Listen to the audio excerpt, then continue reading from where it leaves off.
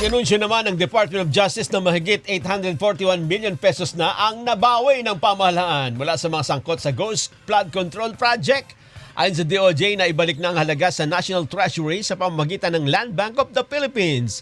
Ayon sa ahensya, itutuloy nito ang pagsasampa ng kaso laban sa mga responsable sa anomalya at sisikaping mabawi ang iba pang pondo ng gobyerno.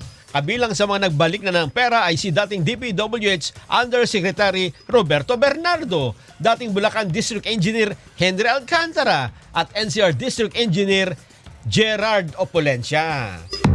At dahil sa nasa National Treasury ng Pondo, Jen, Oo. alam mo ba kung anong pwedeng gawin doon? Anong gawin? Depende na ipampondo naman sa mga unprogrammed appropriations na naman. Sa unprogrammed projects. Pero ang tanong yun, sapat na ba yun? Kasi walang korte ng desisyon. Sila-sila lang yun, hindi di ba? pa sapat yun. Hindi sapat Oo, yun. pero malinaw na ibalik ka agad, may magagamit ka agad, di ba? Ganon. Kaya hindi na hinintay yung dapat korte eh. Totoo. Diba? Para malaman kung magkano ibabalik sa Oo. sole, matagal pa yun eh. Oo nga. Kaya sabi, hindi, ibalik mo na kagad dito. Kunin mo na kagad para magamit na natin sa unprogrammed. Nako. Ganyan na naman, di ba? Yun na nga. Ayan, sinasabi natin Paikot-ikot yan. lang. Oo.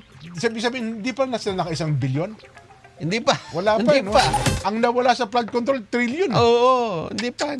Wala pa palang 1% Wala pa. ata yun. Wala ano? pa nga nahatulan eh. Oo. Oo.